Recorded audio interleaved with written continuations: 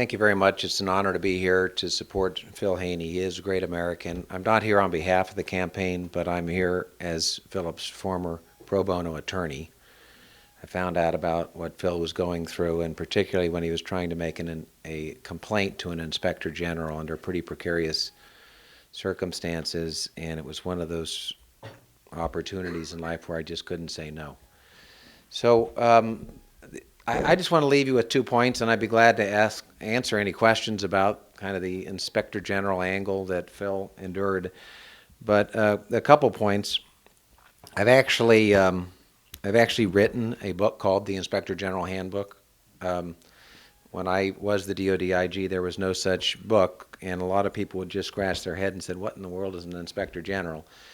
So I'm pretty familiar with what IGs do. I ran the largest, most expansive organization in the world for almost 4 years during 2 wars, and it wasn't fun.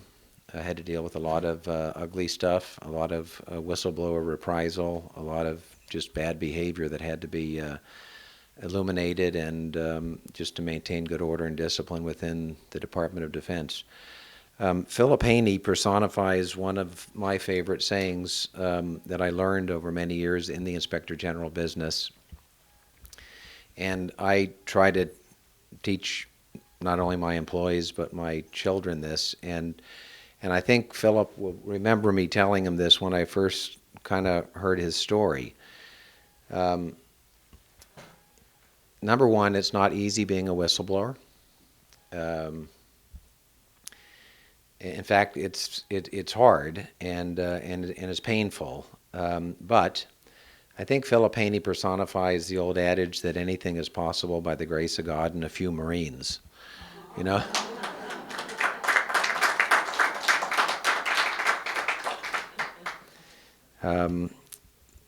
The one final point I just want to make, which I think is an important point to make, and as an inspector general, I ran into this type of political correctness in a very ugly way.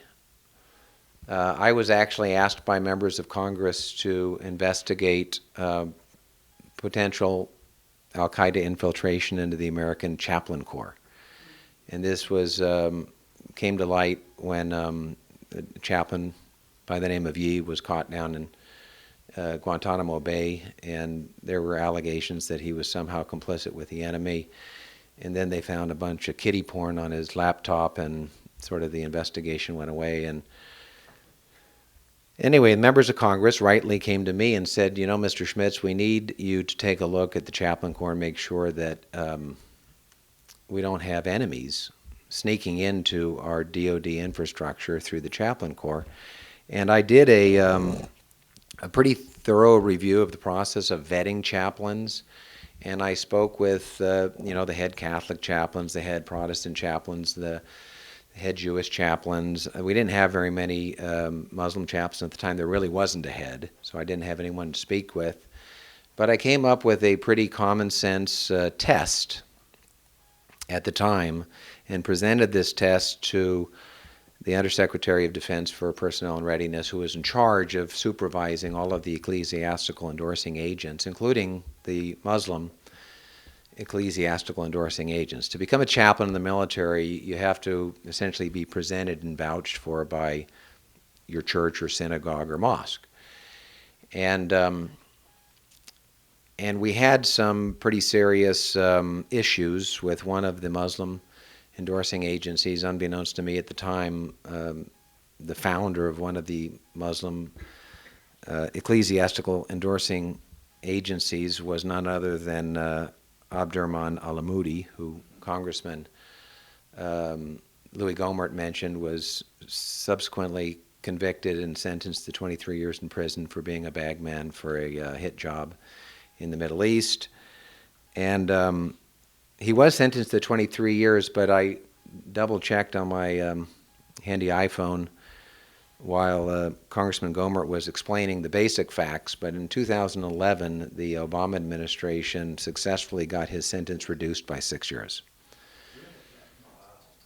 So by my count, he was convicted, I think. His plea bargain, I think, was in 2004. plus 23 is 27, right? Minus 6 is 21, and probably for a good time, he's probably ready to get out. I wouldn't be surprised if by the end of the current term you're going to see some kind of a pardon. I wouldn't be surprised. But yeah.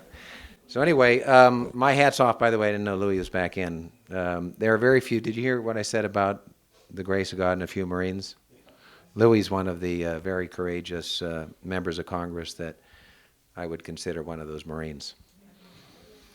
But anyway, the one final thing I'd just like to say with regard to this investigation or review that I did of all of the chaplain endorsing agencies in the Pentagon at the time, I had about 15 or 20 recommendations on how to essentially screen better all of our chaplains. I mean, it wasn't just Chaplain Yee that was causing concern. There were even some Catholic priests that were doing bad things, and Protestants, and even Jewish. I mean, look, chaplains are humans. One thing you learn as an inspector general, you know, human nature doesn't change. And so one of my recommendations to the kind of a conference room full of personnel specialists was, before we accepted an endorsement of any chaplain, ecclesiastical endorsing agent, whether it's Catholic, Protestant, Jewish, Muslim, Wiccan, whatever, we ought to just do a quick national agency check just to make sure that, you know, the leaders or that organization itself wasn't about to be busted by the FBI. And this is no exaggeration. Some of the lawyers in the room, it was as if the exorcist said the name Jesus Christ. Their heads started to spin. And a couple weeks later, I got a, quote, non-concurrence, is what they call it, not from any one lawyer in the Pentagon, but from the impersonal office of the General Counsel, non-concurring in my recommendation that we simply do a national agency check on the endorsing agency before we accept the endorsement for any chaplain. I was so outraged, and by the way, I used to teach First Amendment law, advanced constitutional law at Georgetown University before I became the IG as an adjunct professor, and I was virtually certain that my recommendation would pass muster under anybody's First Amendment test. It was absolutely neutral. It was designed for a very narrow purpose, but the General Counsel's Office of the Department of Defense, without anybody putting a personal name on it, non-concurred. And as an inspector general, when you do these type of reviews, you just make your recommendations. You don't have any authority other than to shed light on facts and make recommendations. But a few years later, when Fort Hood happened, and a Muslim chaplain assistant by the name of Nidal Hassan killed a number of American soldiers on an army base, when I found out that there was a chaplain assistant who was the subject, or was the killer, all I could think of, and I won't use the adjective, but it began with an F, and it modified the term lawyers. And that's all I could think about. And I wrote a 5-page letter to Chairman Dianne Feinstein, who was one of the members of Congress that asked me to do the chaplain review, as I recall. And I just felt morally obligated to send this letter and say, you know, I got to tell you, I recommended a very simple test, and the lawyers rejected it in the Pentagon. And the moral of the story is political correctness kills.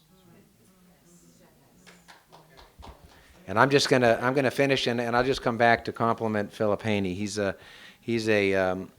very, very courageous, very smart, and very dedicated man. I had the privilege of meeting his family. And, you know, at the end of all of our days, we all have to meet our maker and account for our talents. And I don't think Philip Haney, as painful as everything he's been through, I don't think he's going to have any problem accounting for his talents. Thank you very much.